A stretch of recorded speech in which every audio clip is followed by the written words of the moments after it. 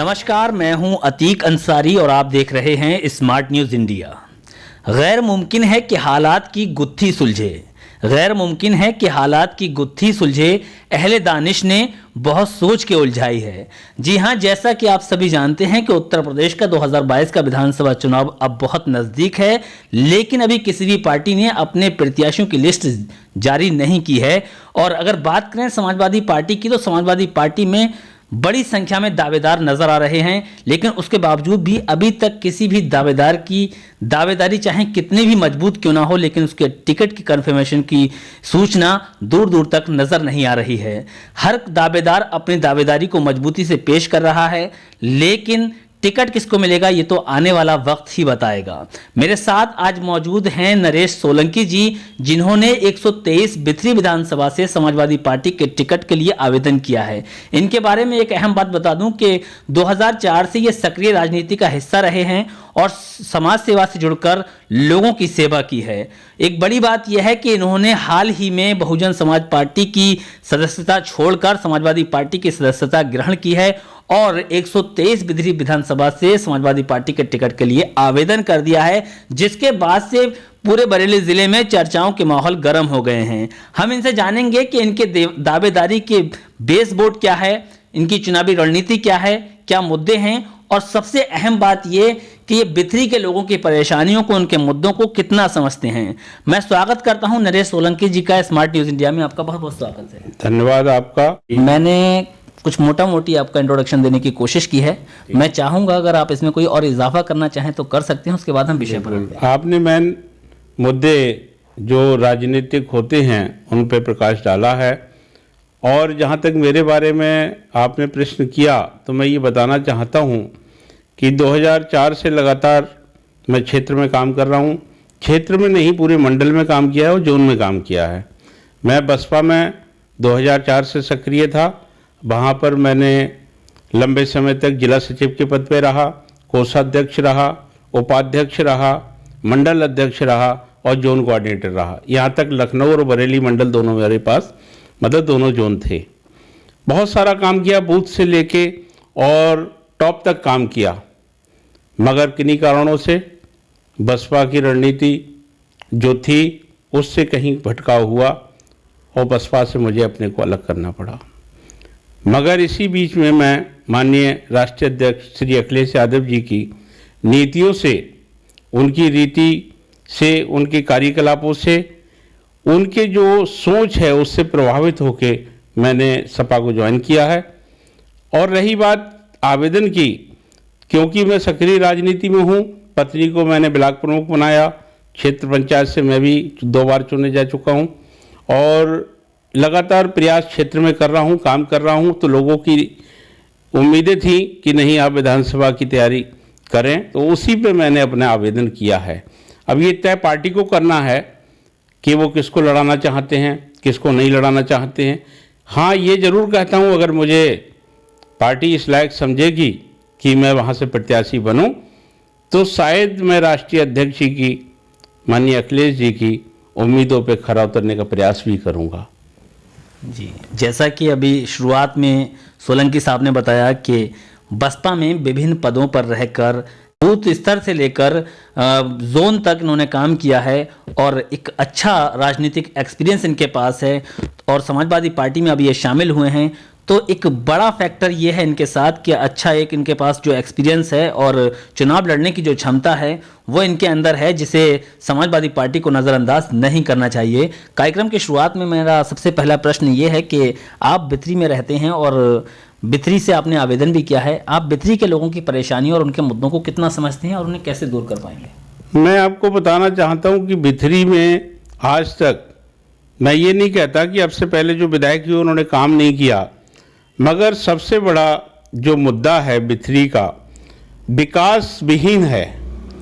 विकास के नाम पे सड़कें तो बना दी गई, मगर वहाँ के लोगों के लिए कहीं भी ऐसी जगह नहीं है। एक प्लांट ऐसा बना इफ्को, जिसमें लोकल लोगों को जगह नहीं मिल रही है।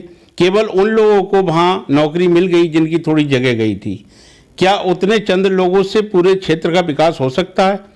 कभी किसी ने ये प्रयास करने की कोशिश नहीं की कि ये ग्रामीणों के लिए किस तरीके से रोजगार डेवलप किए जाएं। मैं ये कोशिश करूंगा कि हर गांव, हर क्षेत्र, हर ब्लॉक में कुछ ऐसी व्यवस्था हो जो नवयुवक वहाँ से पढ़े लिख के तैयार हुए हैं उनको कोई ना कोई हाथों में रोजगार मिल सके। ये मैं प्रयास करूंगा और इसकी वहाँ कमी है। और यही नहीं, वहाँ ऐसा कोई भी साधन नहीं है जिससे कि आप देखोगे कि पश्चिमी के जो ज़िले हैं या हरियाणा है, पंजाब है, वहाँ खुशहाली दिखाई देती है।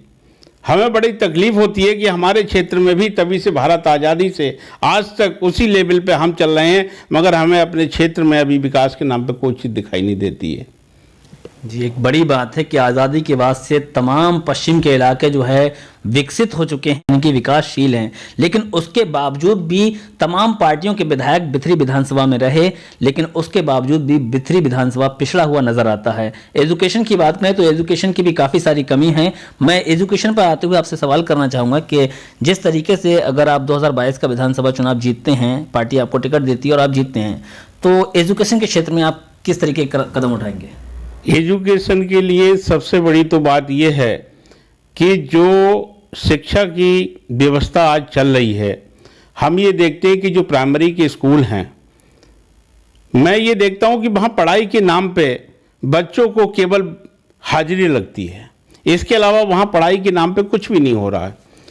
और आज आप देखेंगे कि दिल्ली के अंदर केजरीवाल ने जो पढ़ाई का सिस्टम बिगड़ रखा था पुरानी सरकारों ने, और जिस तरीके से डेवलप किया है, वहाँ आज ये महसूस करता है वहाँ का आदमी कि सरकारी स्कूल में पढ़ाओ चाहे प्राइवेट स्कूल में पढ़ाओ, उसकी वैल्यू एक है। वहाँ पे भी वैसे फर्नीचर हैं, अच्छी एजुकेशन है, अच्छा स्कूल में बैठने का सिस्टम है, बाथरूम अच्छे हैं, सारा सिस्टम अच्छा है। मगर आज हम अपने क्षेत्र में देखते हैं जहाँ कोई देखने वाला नहीं है। अगर 50 बच्चे हैं तो एक टीचर है, और जहाँ 4 टीचर हैं वहाँ 2 बच्चे हैं। ये सिस्टम पूरा बिगड़ा हुआ है। इसको कौन सुधारेगा? इसको सुधारेगी हमारी सरकार। ये वो लोग सुधार सकते हैं जिन्होंने एजुकेशन को देखा है। हमारे माननीय राष्ट्रीय अध्यक्ष ना कि प्रदेश बल्कि पूरे देशों की एजुकेशन सिस्टम को समझ चुके हैं, देख चुके हैं, और जो देख चुका है और पढ़ चुका है वही तो आगे पढ़ा सकता है। तो आने वाले समय में मुझे उम्मीद है कि अगर समाजवादी पार्टी की सरकार आती है तो स्कूलों की दशा और दिशा दोनों चेंज हो जाएंगी, और मेरे विधानसभा नहीं पूरे प्रदेश में एक एजुकेशन का स्तर लेवल चेंज होगा। मेरा अगला प्रश्न यह है कि आप बिथरी विधानसभा से हैं, आपने बहुजन समाज पार्टी में भी थे, तो मुझे लगता है कि आप एक बड़ा बेस वोट आपके साथ होगा, क्योंकि आप बहुजन में थे तो आप वो भी वोट इफेक्ट कर सकती हैं। उसके अलावा आप समाजवादी में आए हैं तो समाजवादी का अपना वोट प्लस आपको और भी वोट, कितना समर्थन है आपके साथ? समर्थन की बात रही है जो बिथरी विधानसभा है, पहले तो मैं बताना चाहूँगा कि इस विधानसभा का इतिहास रहा है कि यहाँ पर क्षत्रिय बहुल हमेशा से, कुछ बार को छोड़ के हमेशा क्षत्रियों का यहाँ बोलबाला रहा है। वहाँ से विधायक चुन के भेजे हैं, सांसद चुन के भेजे हैं। और मैं केवल क्षत्रियों की बात नहीं करता, यहाँ की जो स्थिति है, जातिगत व्यवस्था ऐसी है कि प्रत्याशी तो सभी अपने अपने वादे और दावे करते हैं, मगर मैं हाँ ये कह सकता हूँ कि मैंने सभी फील्ड में, सभी क्षेत्रों में बूथ से लेके और ऊपर तक काम किया है। हर बूथ पे मेरा कार्यकर्ता है, हर बूथ पे मेरे लोग हैं। वो किस जाति के हैं, किस जाति की नहीं है, इससे मैं ताल्लुक़ नहीं रखता। मुझे मेरे क्षेत्र की जनता, चाहे वो किसी भी जाति धर्म का हो, सब पसंद करते हैं। मैं हर बूथ पे काम कर चुका हूँ और मैं ज़मीनी लेवल से नीचे से आया हूँ, मैं ऊपर से लीडर नहीं बना हूँ। और मुझे हर गांव की एक एक चीज़ का, एक एक बूथ का ज्ञान है, और उसी बेस पे मैं कह सकता हूँ कि बिथरी की जनता का अपार प्रेम मुझे प्राप्त होगा, और वहाँ से मैं समाजवादी पार्टी के लिए एक सर्टिफिकेट विधायक के रूप में दे सकता हूँ।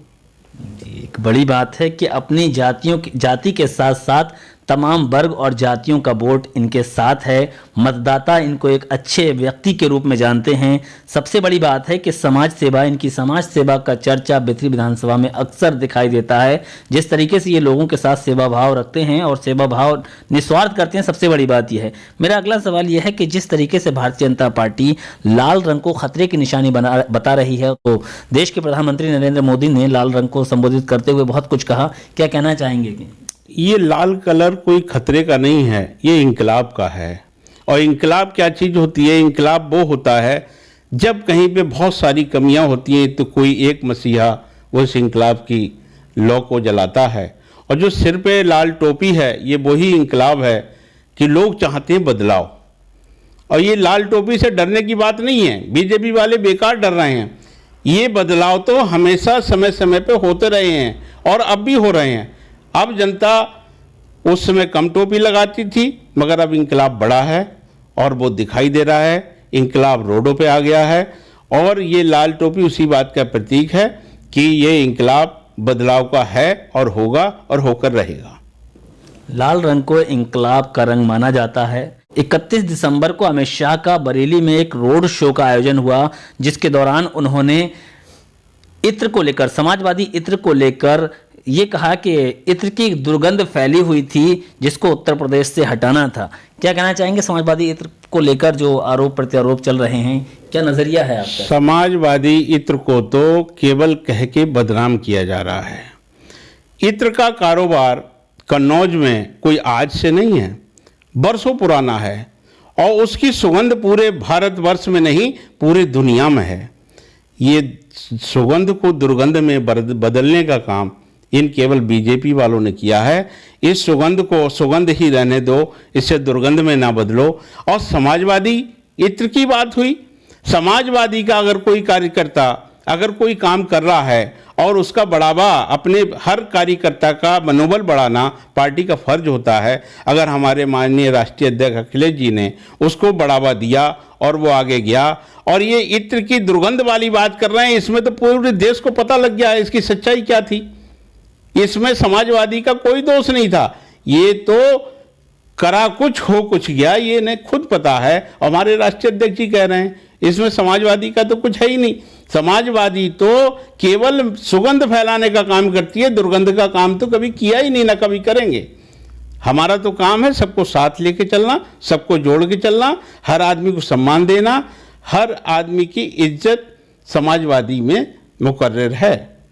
जी, एक बड़ी बात है। लेकिन कार्यक्रम के आखिर में मैं आपसे एक आखिरी सवाल करूंगा कि अगर आप 2022 का विधानसभा चुनाव जीतकर एमएलए बनते हैं तो प्राथमिकता के तौर पर आप सबसे पहले बेथरी विधानसभा में कौन से काम को अंजाम देंगे? मैं आपको उदाहरण के तौर पे बताना चाहता हूं कि माननीय मोदी जी 2014 में प्रधानमंत्री बने थे और मैं रिकॉर्डेड बता सकता हूं, मैं अपनी सोच के बारे में बता सकता हूं। मैं 2010 में जिस समय ब्लॉक प्रमुख अपने ब्लॉक का चुन के गया तो सबसे पहला रजिस्टर जब मेरी टेबल पे रखा गया, मैंने एक नारा दिया कि आज के बाद मेरे बीडीसी इस बात को श्योर करें कि हमारे क्षेत्र में मैला नहीं ढोया जाएगा, हमारे क्षेत्र में बाथरूम बनेंगे। ये सोच 2010 में रजिस्टर में दर्ज है। माननीय मोदी जी ने तो ये 2014 में प्रधानमंत्री बनने के बाद कही। इस बात से आप आइडिया लगा सकते हो जो आदमी 2010 में जो काम कर रहा है और प्रधानमंत्री उसको 14 में नोट कर रहे हैं तो उसकी सोच क्या होगी।